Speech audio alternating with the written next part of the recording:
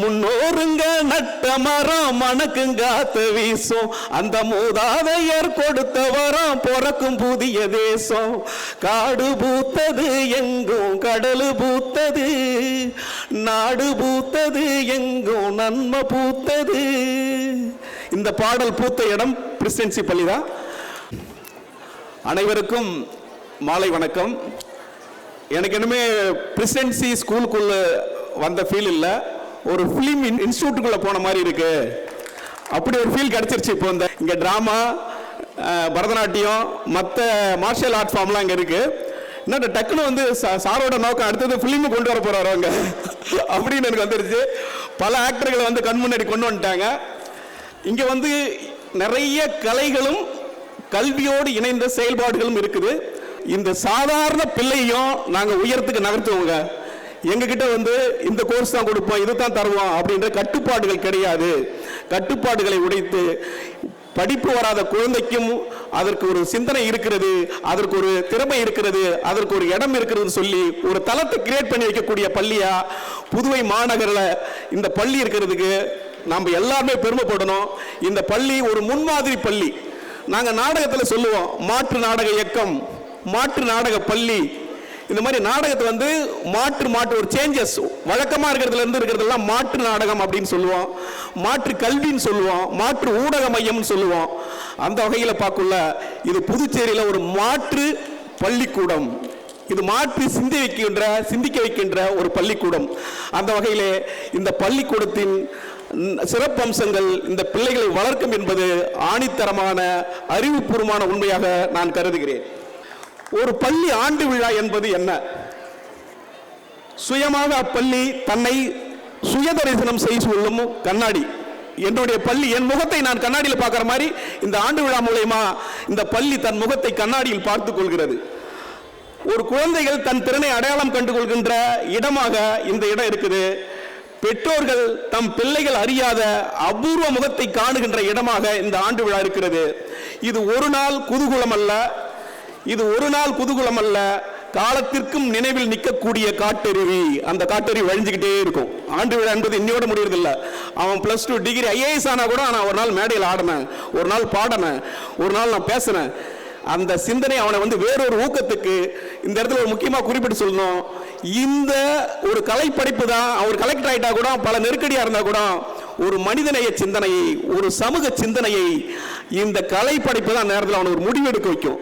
அப்போ அந்த முடிவெடுக்கக்கூடிய ஒரு ஆதார புள்ளி இடமாக இந்த இடம் இருக்கிறது என்பதை நான் சுட்டிக்காட்ட விரும்புகிறேன். அதே போல இன்றைய இந்த பள்ளி ஆண்டு விழா மேடை நாளை சந்தித்து ஏறப்போகும் மேடைக்கெல்லாம் துவக்க மேடை, உங்களை வெட்டி சூரியனாக்க தூண்டும் மேடை என்பதை நான் உறுதியிட்டு சொல்கிறேன். குழந்தைகள் யாருங்க? ரெக்கை ஒளிரும் பட்டாம்பூச்சி, மண்ணில் வரும் குட்டி நட்சத்திரம், மழை பேச்சு, பறவை நடனம், அருவி ஊற்றெடுக்கும், கடலை தொட்டு பார்க்கும் குட்டி ஓடை. இப்படி குழந்தைகளை பற்றி நிறைய சொல்லலாம். கடைசியா ஒரு செய்தி உங்களுக்கு குறிப்பிட விரும்புகிறேன். நம்மளுடைய பள்ளி தாளார் கிருஷ்ணராஜ் ஐயா பேசுனாங்க. அதோட சாராம்சத்தை ஒரு கல்வி கோட்பாட்டை வகுத்த அறிஞனின் மூலம் நான் உங்களுக்கு சொல்ல விரும்புகிறேன். அவர் ரொம்ப எளிமையாக சொன்னார். அந்த கோட்பாட்டின் வழி சொன்னாங்க அவர் எவ்வளவு ஆழமாக இந்த பள்ளி குறித்து கனவு கண்டிருக்கிறார், கல்வியலாளர்களின் சிந்தனைகளை மனதில் வைத்து செயல்பட்டிருக்கிறார் என்பது உங்களுக்கு புரியும். ஆடவும் பாடவும் கலிக்கவும் திறந்த வெளியில் மரத்தடியில் கூத்தாடிபடியே படிக்கவும் ஏராளமான கால அவகாசமும் மன அழுத்தமற்ற, இந்த இடத்தை நாம் கவனிக்க வேண்டும் பெற்றோர்களே, பிள்ளைகளே, மன அழுத்தமற்ற சுதந்திரமான சூழலும் முக்கியம் என்றவர் மரியா மாண்டசோரி அம்மையார். அது இங்கு நிகழ்ந்து கொண்டிருக்கிறது, அது இங்கு நிஜமாக நடந்து கொண்டிருக்கிறது. ஒரு கல்வியாளரின் கோட்பாட்டை மிக சாதாரணமாக செய்து கொண்டிருக்கிறார் நமது முதல்வர் அவர்கள். அந்த முக்கியமான சூழலை நமக்கு தந்தது இந்த பிரசிடென்சி பள்ளி என்பதை நாம் எண்ணி பார்க்க வேண்டும்.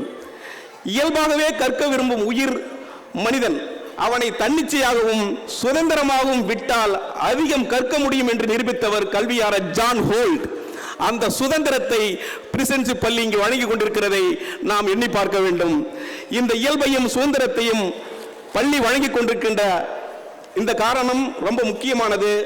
அதே சமயத்தில் மாறாக கல்வி என்பது ஒரு குழந்தைக்கு செயல்படாது அடங்கி இருக்கும் ஆற்றல்களை வெளிக்கொணர்தல் என்கிறார் பிரான்ஸ் நாட்டின் ரெய்னோ சாசோ. அது கவனிக்கணும். முக்கியமா செயல்படாது அடங்கியிருக்கும் ஆற்றல்களை வெளிக்கொணர்வது. ஐயா பேசும்போது சொன்னாங்க, மிக சாதாரண மனிதர்களை அவனுக்கு கல்வி வரலாம் கூட மாற்று தொழில் மாற்று படிப்புக்கு நாங்கள் ஏதுவாக தள்ளுகிறோம் என்கிறார். அப்ப அந்த வகையில் பிரான்ஸ் நாட்டின் ரெய்னோ சாசோ என்ற கல்வியாளனின் கோட்பாடு இந்த பள்ளியிலே செயல்படுவதை பார்க்க முடிகிறது. தாரே ஜமீன் பார் என்ற ஒரு திரைப்படம் அமீர் கான் நடிச்சிருப்பாரு. பிலிம் பார்க்குறவங்களுக்கு தெரியும். இங்க நான் சொல்ற மாதிரி ஒரு பிலிம் ஃபாரமும் இங்க உருவாக்கப்பட வேண்டும். தாரே ஜமீன் பார் படத்தில் அமீர் கான் நடிச்சிருப்பாரு. அதுல ஒரு போர்டு பெரிய கரும்பலகை இருக்கும். அந்த கரும்பலகை எழுத்துக்கள் துள்ளி குதிக்கும்.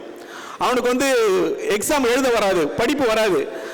அவன் எழுத முடியலன்னு வெக்ஸில் இருப்பான். மிக சிறந்த பெயிண்டிங் வரைவான், ஓவியம் வரைவான். அவனை அமீர் கான் கேரக்டர் கண்டெடுத்து அவனுடைய ஆற்றலை பிடிச்சு அவனை மாபெரும் ஓவியனாக்கி அந்த தளத்தில் என்ன பெருசா சாதிக்கிற மாதிரி அந்த படம் முடியும். இதுதான் நம்ம பிரான்ஸ் நாட்டின் ரெய்னோ சாசோட கோட்பாடு. இந்த கோட்பாட்டை இங்கே மிக எளிமையாக நிகழ்ந்து கொண்டிருப்பதுதான் பேர் ஆச்சரியமாக இருக்கிறது, ஒரு அதிர்ச்சியாகவும் இருக்கிறது.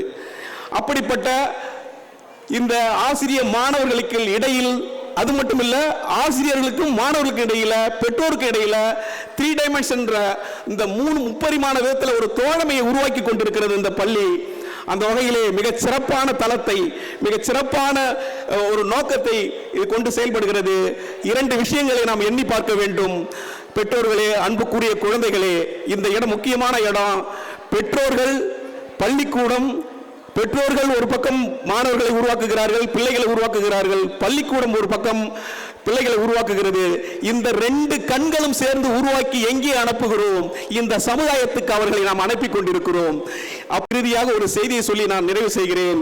இன்றைக்கு செல்போன் என்பது மிகப்பெரிய கொடும் ஆபத்தான இருக்கிறது. குறிப்பாக குழந்தைகளை குறிவைத்து தனித்தனி தீவுகளாக குழந்தைகளை மாற்றிக்கொண்டே இருக்கிறது. அந்த செல்போன் என்பது மனித மனத்தை பீத்தெடுத்துக் கொண்டிருக்கிறது. கிட்டத்தட்ட 10 ஆண்டுகளுக்கு முன்பே இந்த பள்ளி செல்போனுடைய அபாயத்தை சிந்தித்து ஒரு மாபெரும் நாடகத்தை நிகழ்த்தியிருக்கிறது என்பது குறிப்பிடத்தக்கது. சுற்றுப்புற சூழல், பருவகால மாற்றம் இன்னைக்கு நாம் எதிர்கொள்ளக்கூடிய முக்கியமான சிந்தனை. நம்மளுடைய மழை மாறி இருக்கு, நம்மளுடைய வெயில் மாறி இருக்கு, நம்மளுடைய தண்ணி மாறி இருக்கு, நம்மளுடைய வாழ்க்கை மாறி இருக்கு, நம்மளுடைய உணவு மாறி இருக்கு. நாம் இன்னைக்கு எதிர்கொள்ள வேண்டிய முக்கியமான பிரச்சனை என்விரான்மெண்டல் ப்ராப்ளம். இதை எப்படி நாம் சால்வ் செய்ய போறோம்? இன்னைக்கு இருக்கிற பள்ளி குழந்தைகளுக்கு அது ஊட்டும் போதுதான் நம்மளுடைய ஓசோன் படலம் கிழியக்கூடாது. நம்முடைய பனிமழை பெய்கிறது, பருவம் தவறி மழை பெய்கிறது, பருவம் தவறி வெயில் காய்கிறது. பருவநிலை குறித்து சிந்திக்க வேண்டும். அதை இந்த பள்ளி உணர்த்துகிறது என்பதை நான் சுட்டிக்காட்ட விரும்புகிறேன். அதே போல இன்னைக்கு ஹியூமன் பீயிங், மனித நேயம், உறவு என்பது குறைந்து வரும் வேளையில் மனித தன்மையை, மனித ஒழுங்கை மாணவர்களுக்கு கற்பிக்கப்பட வேண்டும். அது இங்கு கற்பிக்கப்படுகிறது. அதே போல நல்ல உணவு, உறக்கம், நல்ல உணவை நாம் உண்ண வேண்டும். அந்த உணவு முறை கோட்பாடுங்க சரியாக இருந்தால் சிறப்பாக சிந்திக்க முடியும், சிறப்பாக செயல்பட முடியும். அந்த வகையிலே நல்ல உணவு, உறக்கம், வரலாறு, அறிவியல், அரசியல் புரிதல், இது எல்லாமே தந்து கொண்டிருக்கிற வேளையில் அதற்கு நடுவில் கலைவழி மனித கோட்பாடு, கலைவழி மனிதனை, கலைவழி மாணவனை, கலைவழி இளைஞனை உருவாக்குகின்ற பெரிய செயலை இந்த பள்ளிக்கூடம் செய்து கொண்டிருப்பதை நாங்கள் சுட்டிக்காட்டி விரும்புகிறேன். இனிமே நன்மைதான் பூக்கும், அது எல்லோரையும் காக்கும் என்று சொல்லி விடைபெறுகிறேன். நன்றி, வணக்கம்.